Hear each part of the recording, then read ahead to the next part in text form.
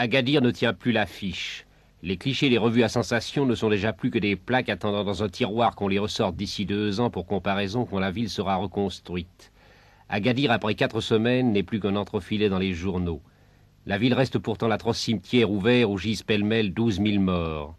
Mais c'est dans l'ordre des choses, les morts peu à peu s'effaceront des mémoires, et Agadir un jour renaîtra comme Lisbonne, comme Messine, comme San Francisco. Le drame quotidien, cependant, continue.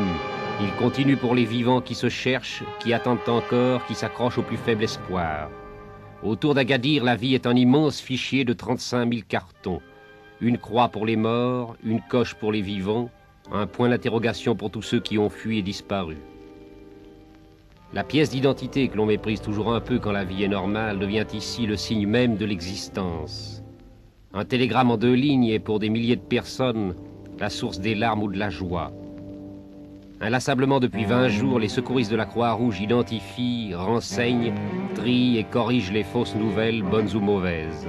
Car ce qui compte ici pour finir, c'est une seule chose, obtenir une certitude.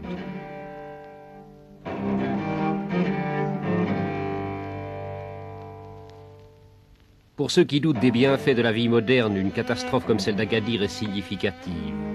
Elle nous apprend que la civilisation, c'est l'ordre dans le désespoir, c'est la pensée lucide au milieu du chaos. Le quartier juif, un des plus durement touchés avec la Casbah et le quartier marocain du Tal Borch, n'a laissé qu'un petit nombre de survivants. Les rangs se sont resserrés autour du rabbin, et c'est dans l'ordre et le silence, identifiés, étiquetés, que les membres de la communauté par petits groupes, emportant les pitoyables restes de leur demeure, vont chercher ailleurs un centre provisoire d'existence.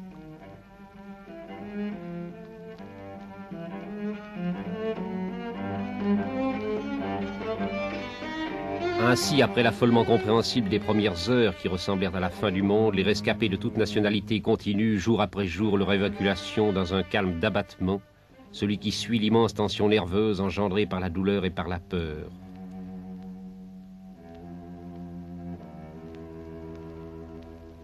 Tentons de nous représenter la peine de ceux qui laissent derrière eux le souvenir de leur ville détruite.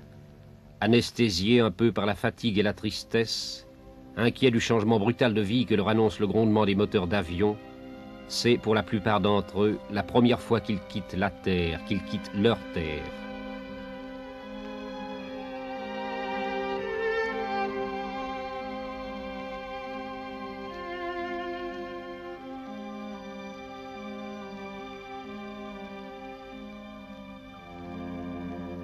Et ce premier vol est aussi pour eux la dernière et poignante vision de l'étendue du désastre, où ils abandonnent tant d'êtres et de choses qu'ils aimaient.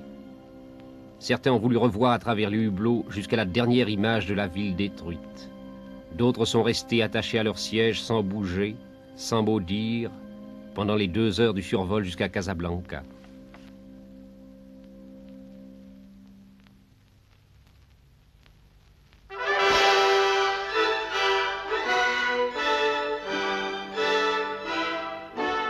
Il y a 20 à 30 000 survivants.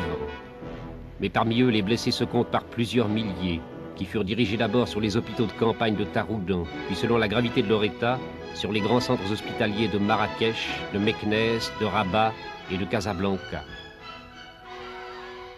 20 jours après les 12 secondes du séisme, on amène encore dans les salles équipées pour les grandes interventions des victimes que l'on opère en série. Roger Bimpage, envoyé spécial de la télévision suisse, est le seul reporter qui est pénétré dans les hôpitaux surchargés de Casablanca. Il a voulu vous montrer par ces images le travail écrasant qu'accomplissent, depuis le désastre, les médecins et les infirmières des sociétés de Croix-Rouge et du Croissant-Rouge.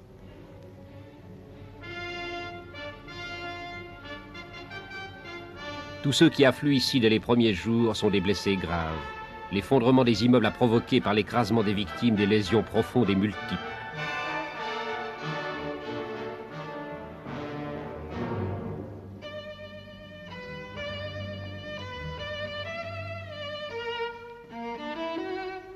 Il a fallu répartir aux hôpitaux des quantités énormes de matériel supplémentaire que nécessitaient tous les genres d'opérations, fractures des membres, du crâne, du bassin, du thorax et les soins post-opératoires des blessés.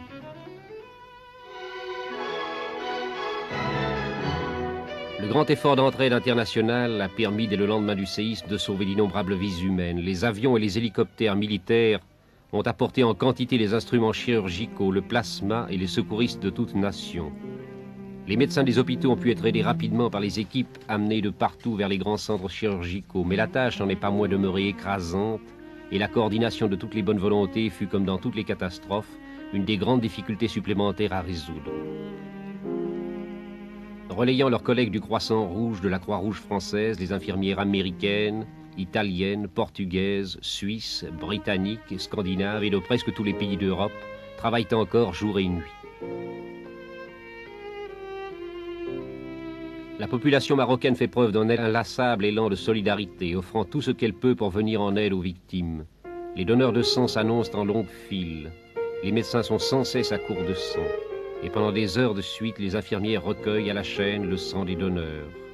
Malgré l'urgence et la hâte, tout doit se passer selon les règles les plus strictes.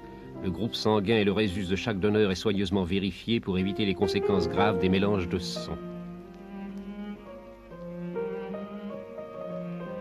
Souvent, des organes essentiels écrasés ont été gravement lésés. Des appareils aussi délicats que le rein artificiel sont mis en œuvre par des équipes de spécialistes.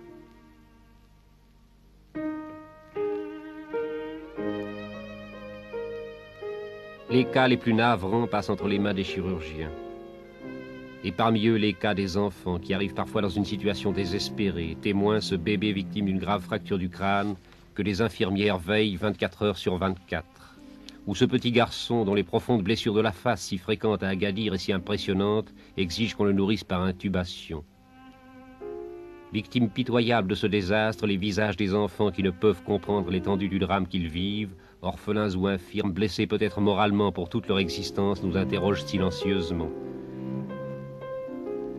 Devant leur regard si triste, comment pourrait-on oublier Agadir ?